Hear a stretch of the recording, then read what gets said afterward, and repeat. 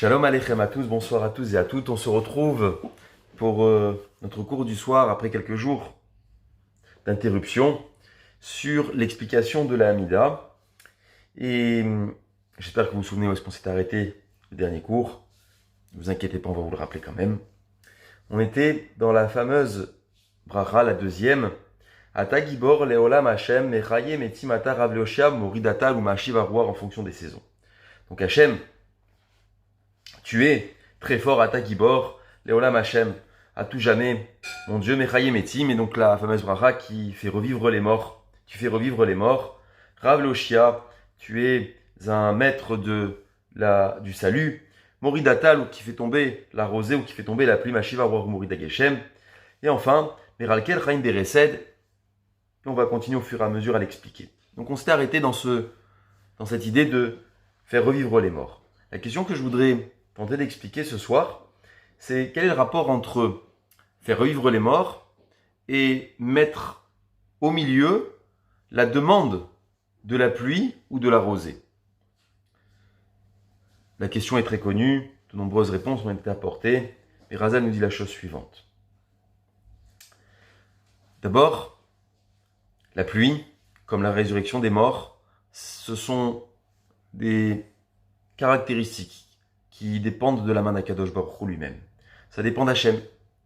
Simplement, eh bien, la pluie, comme on le sait, vient d'en haut, ne dépend absolument pas de l'homme. Elle tombe au sol. Et voilà que le but de la pluie, c'est bien de donner naissance à des fruits, à des légumes, à de donner tout simplement la vie. La vie a cette nature.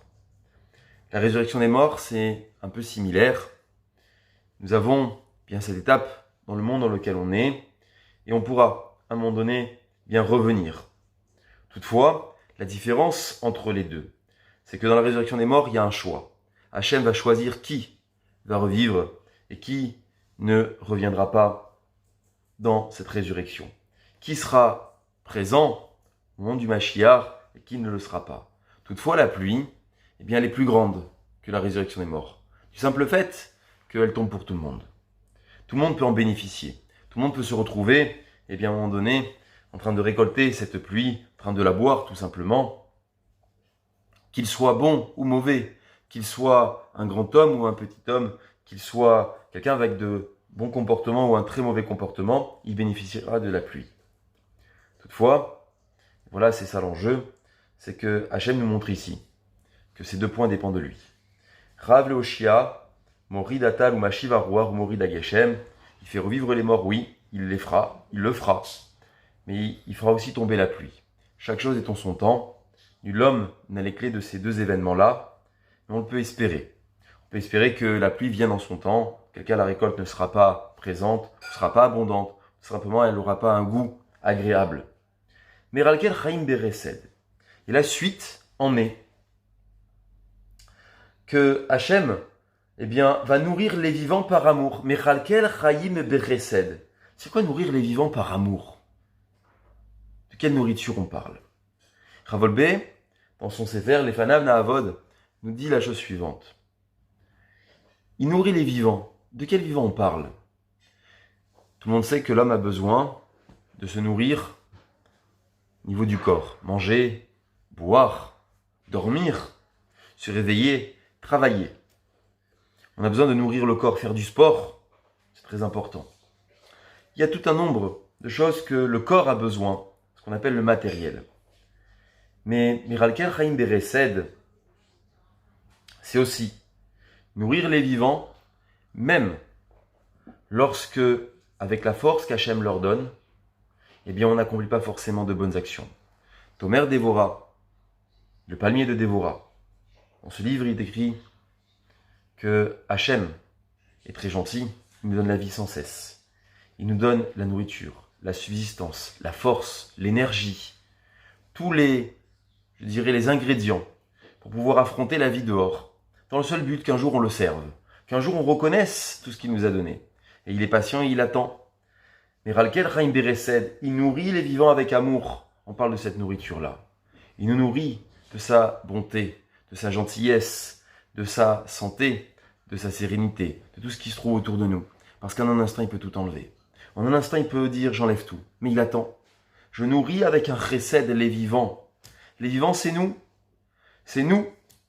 Et chaque jour, il nous comble de cet amour. Mais Raye metim beraramim rabim. Et voilà que tu fais revivre les morts par une grande miséricorde. Mais de quelle mort on parle? De quelle résurrection on parle? Alors on peut le comprendre de deux manières. Effectivement, la résurrection dans les temps futurs, ceux qui vont revivre, ça sera une grande bonté de la part d'Akadosh Baruch Hu. On peut aussi dire que la résurrection dont on parle ici, c'est de l'homme qui se trouve dans ce monde-là. C'est-à-dire, et je m'explique, Ravolbé décrit de manière incroyable que dans la vie, on peut faire des rencontres, on peut avoir des événements. Eh bien, ça nous réveille. Ça nous réveille. On prend conscience de certaines choses, de certaines valeurs. On voit la vie d'une manière différente.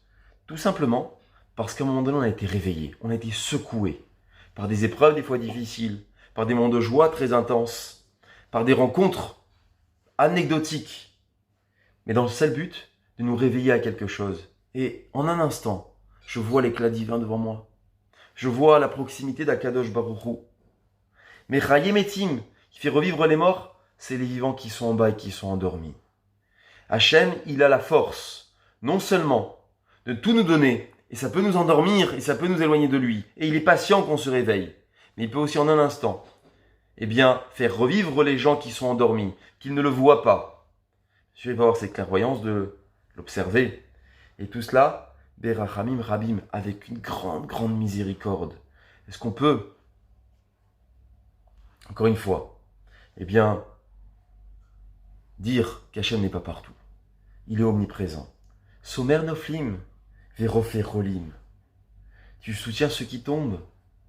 Somer Noflim, Verofer Rolim. Et tu guéris les malades. Hachem est omniprésent. De la même façon qu'on s'est trouvé dans une situation très inconfortable, très très difficile, il a la clé pour nous délivrer eh bien, de la situation qui me met dans un moment étroit, dans une position pas très confortable. Il peut. Je suis malade, il peut guérir. Je suis courbé, je suis à terre, il peut me relever.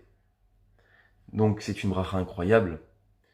En fait, si on la prend depuis le début, eh bien la force d'Akadosh Baruch Hu, elle n'est pas comme celle des êtres humains. Vous pensez souvent qu'être fort, c'est mettre à genoux eh bien, tous les gens faibles. On pense que les chefs d'État, leur puissance, elle est qu'ils dominent tous les gens faibles. On a vu que Rome, la Grèce, ou quelle que soit la puissance, eh bien, elle s'exerce dans le rabaissement des autres nations, dans « je t'impose quelque chose ». Or, Akadosh Baruch Hu, sa puissance, elle ne réside pas dans « je suis puissant ». Non, non, non. Je suis puissant parce que je veux vous donner la vie. Je vous donne quelque chose, je vous fais vivre. Je vous apporte un point qui s'appelle « je suis omniprésent dans votre vie ». Vous allez grandir, vous allez évoluer, vous allez vivre, vous allez respirer, vous allez manger, vous allez boire, vous allez être en bonne santé. Vous êtes triste, vous allez être joyeux. Tout est entre ses mains. C'est incroyable. Je dirais, ce soir, on a vu une autre vision. On voit une autre caractéristique, une autre facette de la part d'Akadosh Baruch Hu, mais surtout, une autre façon de voir la force.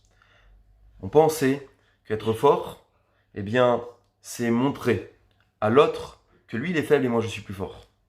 C'est ça la définition de tout homme. Tu es plus fort? Oui, je suis plus fort. Je suis plus fort que toi au foot, donc je vais gagner. Je suis plus fort que toi dans la médecine, je serai le meilleur médecin. Je suis plus fort que toi dans tel domaine et je vais te dominer.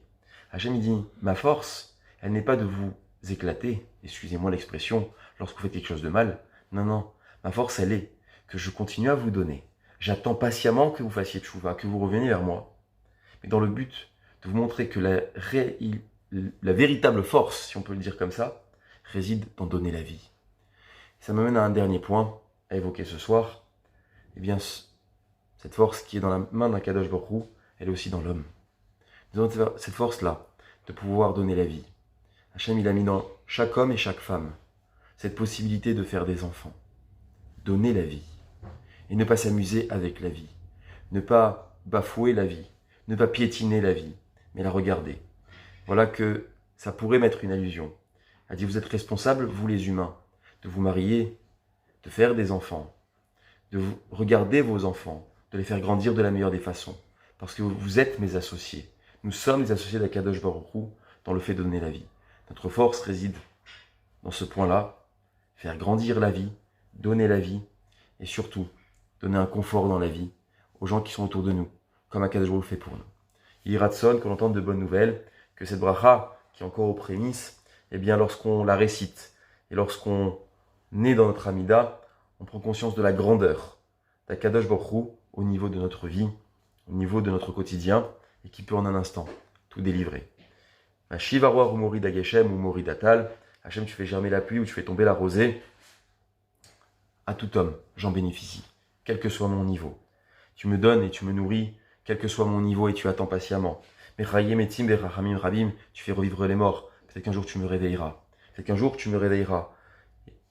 Peut-être qu'un jour je serai plus attentif aux événements qui m'entourent. Et tout cela, tu l'as fait avec une grande miséricorde. Si je suis à terre, je sais que je peux compter sur ton soutien et tu peux guérir les malades. Alors Yehi Ratson, qui guérit tous les malades et qu'on entende de bonnes nouvelles. À demain soir, Bezrat Hashem, Kol Touv.